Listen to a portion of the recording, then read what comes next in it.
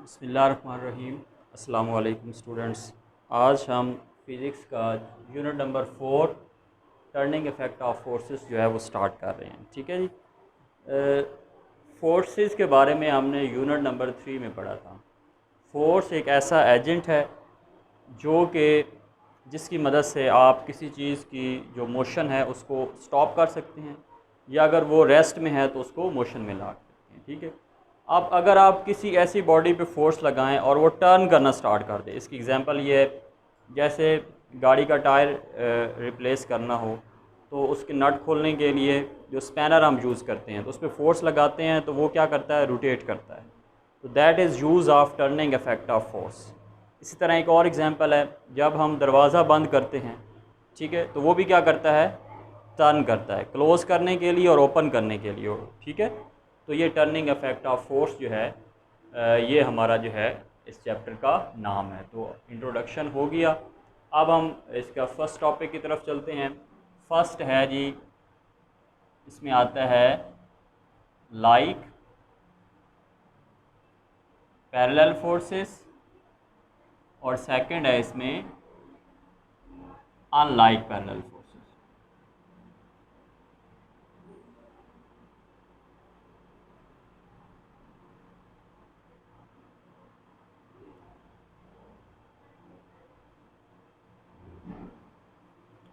ठीक है जी, पहले मैं एग्जांपल दूंगा फिर आपको इसको डेफिनेशन की तरफ चलेंगे। जैसे आप कोई सामान लेते हैं मार्केट से, ठीक है, शॉपिंग बैग के अंदर, तो उसको उस सामान के अंदर जो भी आइटम होते हैं, ठीक है, सपोज़ वो एप्पल हैं, ठीक है, उस शॉपिंग बैग के अंदर, ठीक है, ये एप्पल हैं उसमें, ठीक है, एप्पल ये ऑरेंज हैं, ठीक है, ये है वो शॉपिंग बैग।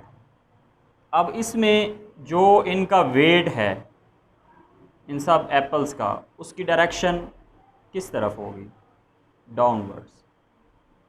तो ये फोर्सेस जो इसमें एक्ट कर रही हैं, इनकी डायरेक्शन सब की सेम है, एक तरफ है। लेकिन अगर आप किसी चीज़ का वेट मेजर करना चाहते हैं, सपोज़ आप इसी में से एक जो है हमारे पास ऑरेंज या एप्पल जो है उसका हमने वेट मेजर करना है, तो वेट मेजर करने के लिए लास्ट चैप्टर में हमने पढ़ा था, हम यूज़ करते हैं स्प्रिंग बैलेंस। ठीक है। और मैथ मेजर करने के लिए जो ऑर्डिनरी बैलेंस जो मार्केट में अवेलेबल हैं, ठीक है, वो इस्तेमाल होते हैं। तो जब हम इसका वेट मेजर करेंगे किसकी मदद से, स्प्रिंग बैलेंस की मदद से, तो इसको सस्पेंड करना पड़ेगा। ठीक है। सस्पेंड करते हुए इस पे अब दो फोर्सेस एक्ट कर रही हैं, एक इसका वेट, ठीक है, weight is also a force, और दूसरा इसमें होने वाला रिएक्शन, ठीक है, जो इससे ऊपर वाली फोर्स एक्ट कर रही है, जिसको हम टेंशन भी कहते हैं। ठीक है। स्ट्रिंग में जो प्रोड्यूस होने वाली फोर्स है टेंशन। अब ये दोनों फोर्सेस अगर आप देखें तो वेट की जो डायरेक्शन है वो डाउनवर्ड है, और टेंशन जो प्रोड्यूस हो रही है स्ट्रिंग में, दिस इज़ अनदर फोर्स, उसकी डायरेक्शन अपवर्ड है। तो ये दोनों एक दूसरे के मुखालिफ सिमत में है, ऑपोजिट डायरेक्शन में है। तो इन फोर्सेस को हम कहेंगे अनलाइक पैरेलल फोर्सेस। ठीक है जी। अब मैं डेफिनेशन इसकी लिख देता हूँ। लाइक पैरेलल फोर्सेस क्या होती हैं, the forces that are parallel to each other,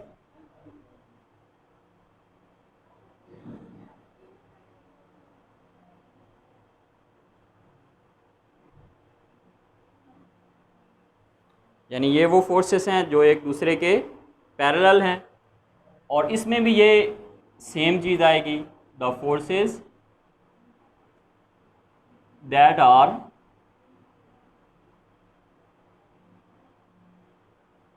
parallel to each other, ये चीज़ सेम है। अब यहाँ पे ये फोर्सेस क्या हैं, बट हैव सेम डायरेक्शन, इसमें ये वर्ड यूज होगा, एंड हैव सेम डायरेक्शंस। उन फोर्सेस की जो डायरेक्शन है वो सेम होती है। These are like parallel forces. उसके लिए हम क्या कहेंगे, but have opposite direction.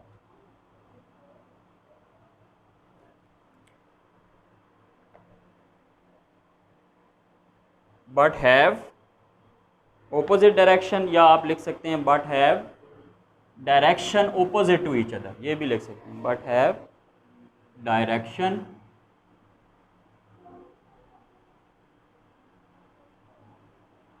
Opposite to each other. ठीक है जी। So these are unlike parallel forces. इसमें डायरेक्शन जो फोर्सेस की है वो एक दूसरे के ऑपोजिट है, और इसमें जो डायरेक्शन है फोर्सेस की वो एक दूसरे के सेम है, एक ही डायरेक्शन में है। ठीक है, होपफुली ये चीज़ आपको क्लियर हो गई है। इसके साथ आगे एक डेफिनेशन आ रही है, एडिशन ऑफ फोर्सेस। इसको भी हम यहीं कर लेते हैं, एडिशन ऑफ फोर्सेस। अच्छा, याद रखें फोर्स कौन सी क्वांटिटी है, ये हमने पढ़ा था, force is a vector quantity. ठीक है, क्वांटिटीज़ दो तरह की होती हैं यूनिट नंबर 2 में, एक होती हैं वेक्टर्स और एक होती हैं स्केलर। वेक्टर क्वांटिटीज़ वो होती हैं जिनको मेजर करने के लिए उनकी मैग्नीट्यूड, यानी वो कितनी वैल्यू उसकी है वैल्यू, और उसकी डायरेक्शन की भी ज़रूरत होती है। लेकिन जो स्केलर क्वांटिटीज़ होती हैं उनको मेजर करने के लिए सिर्फ़ और सिर्फ मैग्नीट्यूड रिक्वायर्ड होता है।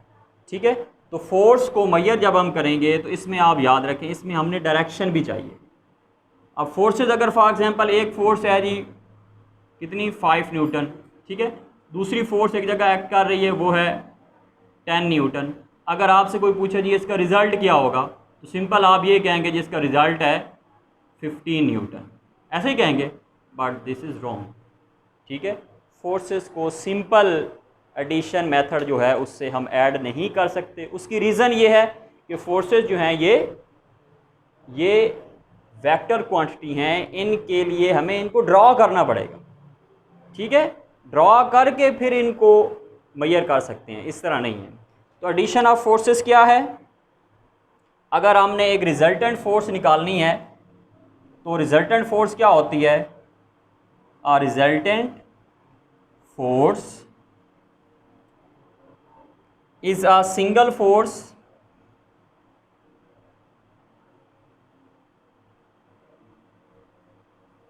ये एक सिंगल फोर्स है that has the same effect, that has the same effect, इसका असर सेम है। ठीक है, as the combined effect of all the forces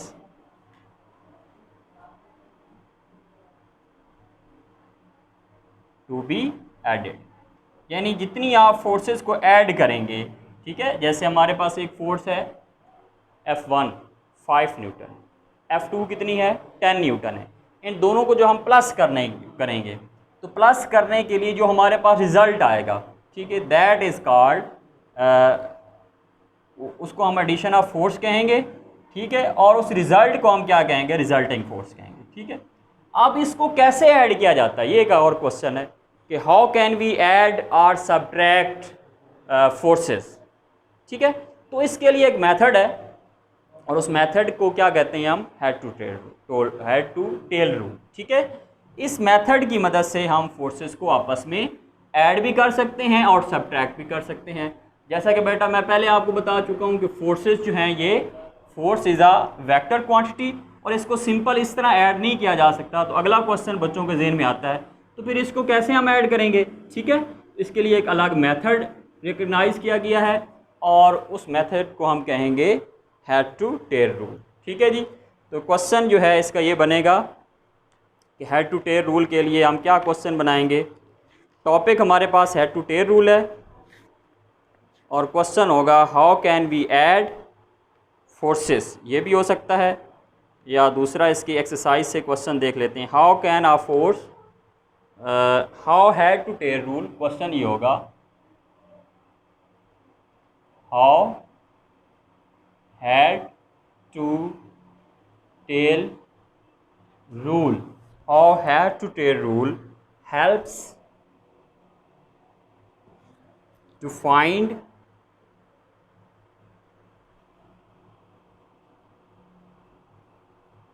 the resultant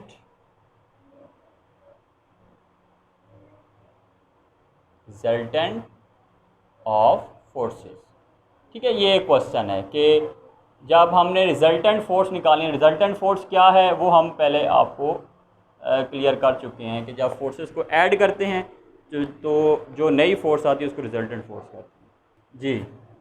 how head to tail rule helps to find the resultant of forces. तो इसमें हमने head to tail rule जो है ये मेथड क्या है और ये किस तरह हेल्पफुल है फोर्सेस को ऐड करने। सबसे पहले हेड टू टेल रूल को डिफाइन करेंगे। हेड टू टेल रूल एक ग्राफिकल मेथड है, one of the graphical method that is used to add forces. ठीक है जी, फोर्सेस को ऐड करने के लिए जो मेथड यूज़ होता है ग्राफिकली मेथड, इसको हम क्या कहेंगे, हेड टू टेल।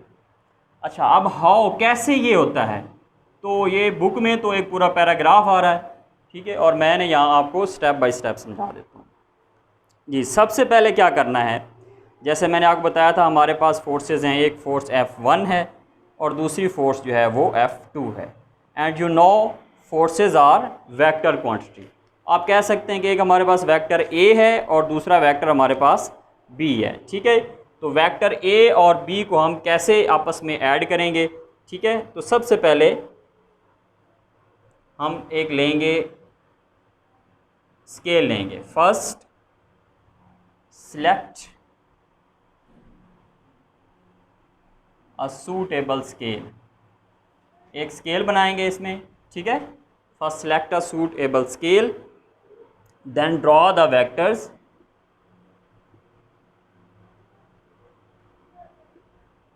वेक्टर्स भी आप कह सकते हैं, फोर्सेस भी कह सकते हैं, because force is also a vector. ठीक है, यहाँ पे वेक्टर का नाम ये मैंने इसलिए लिया है और क्योंकि ये जनरल है, इसमें फोर्स के अलावा बाकी जो वेक्टर क्वांटिटी हैं जैसे मोमेंटम है और दीगर जो हैं, ठीक है, वो भी आ सकती हैं, उनको भी हम ऐड कर लें। तो सबसे पहले हमने स्केल इसका बनाना है। अब स्केल में first select a suitable scale, यहाँ पे स्केल भी लिखते हैं। ठीक है, अच्छा, then draw the vectors of all the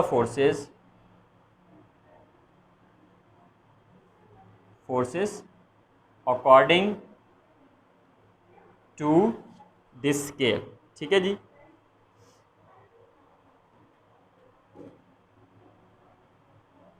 ठीक है जी। फॉर एग्जांपल हमारे पास एक वेक्टर A है और दूसरा वेक्टर कौन सा है, B है। ठीक है, अब वेक्टर A जो है वो कितना है, एक वेक्टर A हम ले लेते हैं, ये वेक्टर A को रिप्रेजेंट कर रहे हैं हम। ठीक है, सपोज वो हम कर लेते हैं, कोई फोर्स ले लेते हैं F1। ठीक है जी, और वो हमारे पास है 10 न्यूटन। ठीक है, एक और वेक्टर है B है, that is also another force F2, और ये है कर लेते हैं जी इसको 15 न्यूटन। अच्छा जी, इन दोनों को हमने ऐड करना है आपस में। अब देखें, जो हमारे पास स्केल होता है उसमें जो मेजरमेंट है वो सेंटीमीटर में आ रही होती है, तो इसको हमने सेंटीमीटर के बराबर लेकर आना है। तो स्केल हमारे पास ये बनेगी कि जो हमारे पास 1 न्यूटन है, 1 सेंटीमीटर जो है that is equal to 5 newton. ठीक है जी, 5 न्यूटन जो होगा वो 1 सेंटीमीटर लाइन ड्रॉ करेंगे और वो 1 सेंटीमीटर की जो लाइन होगी वो 5 न्यूटन के इक्वल होगी। तो यहाँ पे अगर 10 न्यूटन हमारे पास सपोज आ रहा है तो हम कितने सेंटीमीटर की लाइन ड्रॉ करेंगे, 5 2 आर 10। ठीक है जी, इसी तरह अगर हमारे पास 15 आ रहा है तो 15 के लिए हम कितनी लाइन ड्रॉ करेंगे, 3 सेंटीमीटर। तो ये एक स्केल है। ठीक है, अब स्केल के मुताबिक जब मैंने सबसे पहले 10 न्यूटन लेना है, सबसे पहला जो वेक्टर हमारे पास है वो कितना है, 10 न्यूटन है। ठीक है, तो आपने वो स्केल उठाना है और उससे 2 सेंटीमीटर की लाइन ड्रॉ करनी है, लेकिन यहाँ पे लिखना कितना है, 10 न्यूटन, ये वेक्टर ए आ गया। ठीक है, इसी तरह दूसरा वेक्टर आप ड्रॉ कर लें, ये वेक्टर बी है और ये कितना है 15 न्यूटन है, ये उससे थोड़ा बड़ा होगा क्योंकि ये 3 सेंटीमीटर है। तो ये फर्स्ट स्टेप आपको क्लियर हो गया कि एक स्केल हमने बनाई है और स्केल के मुताबिक हमने वेक्टर्स को ड्रॉ कर दिया। अब स्टेप नंबर 2 की तरफ चलेंगे।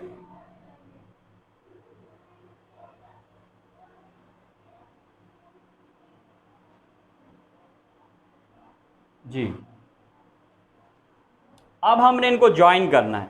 ठीक है, एक वेक्टर ए है, दूसरा वेक्टर बी है, तो इनमें से कोई एक वेक्टर हमने पहले ले लें, जैसे वेक्टर ए ले लेते हैं, फिर उसके ऊपर हमने वेक्टर बी को ज्वाइन कर देना है, कॉन्साइड कर देना है। लेकिन कैसे कॉन्साइड करना है वो यहाँ हम लिख देते हैं। ठीक है जी, क्या करेंगे, take any one of the vector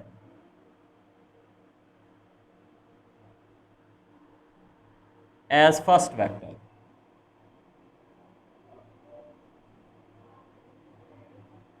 ठीक है, इन दोनों में से कोई एक वेक्टर ले लें, जैसे सपोज फॉर एग्जांपल हमने वेक्टर कौन सा ले लिया, वेक्टर ए। ठीक है, तो पहले हमने वेक्टर ए ड्रॉ कर लेना है। ये वेक्टर ए हमारे पास है, कितने न्यूटन है, ये 10 न्यूटन है, लेकिन लाइन कितने सेंटीमीटर हमने ड्रॉ करनी है, 2 सेंटीमीटर की। ठीक है, ये पहली चीज़ आ गई। अब इसके साथ साथ दूसरा वेक्टर हमने कैसे लेना है, then draw the next vector.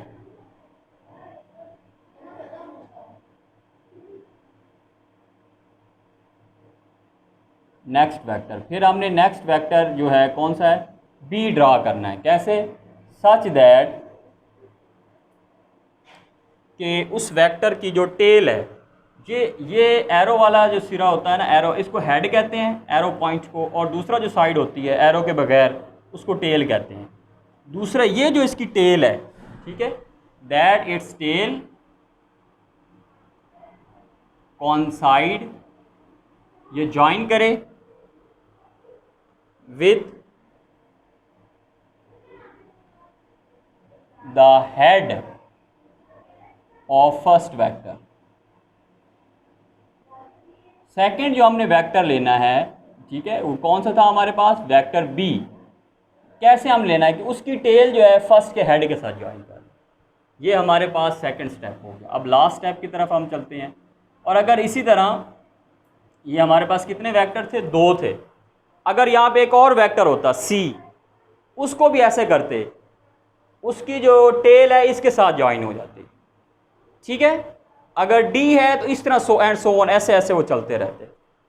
ठीक है, अब हमने रिजल्टेंट वेक्टर की तरफ, यानी इन दोनों का रिजल्ट क्या निकलेगा, ये 10 न्यूटन है और ये 15 न्यूटन है। तो वैसे तो ये 25 बन रहा है, लेकिन ऐसे हमने इसको तो ऐड नहीं करना। ठीक है, अब हम क्या करेंगे, अब हम थर्ड जो है वेक्टर, वो रिजल्टेंट वेक्टर लेंगे। Now draw a vector R. अब हम रिजल्टेंट वेक्टर की तरफ जाएंगे। ठीक है, कैसे उसको ड्रॉ करना है, such that its tail coincide with the first vector and its head coincide with the second vector, second या जो भी लास्ट वाला वेक्टर है। फर्स्ट वेक्टर कौन सा है, ए, सेकंड वेक्टर कौन सा है, बी। ये चीज़ हम पहले ड्रॉ कर चुके हैं कि हमने सबसे पहले वेक्टर ए लिया था, 10 न्यूटन जो है उसके लिए हमने कितने सेंटीमीटर लाइन ली, 2 सेंटीमीटर, और फिर हमने लिया वेक्टर बी जो कि हमारे पास था 15 न्यूटन। अब हम यहाँ पे रिजल्टेंट वेक्टर लेंगे। तो क्या इस पॉइंट में लिखा हुआ है कि रिजल्टेंट वेक्टर आर कैसे हमने ड्रॉ करना है, कि उस वेक्टर आर की जो टेल है वो फर्स्ट वेक्टर की टेल के साथ जुड़ जाए और उसका जो हेड होगा वो सेकंड जो वेक्टर है उसके हेड के साथ जुड़ जाएगा।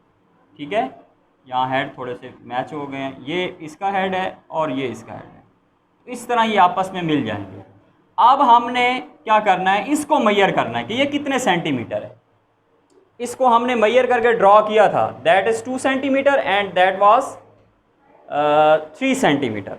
अब इसको ड्रॉ करेंगे, किया है हमने, ठीक है। अब इसकी मेजरमेंट करनी है कि ये कितने सेंटीमीटर है।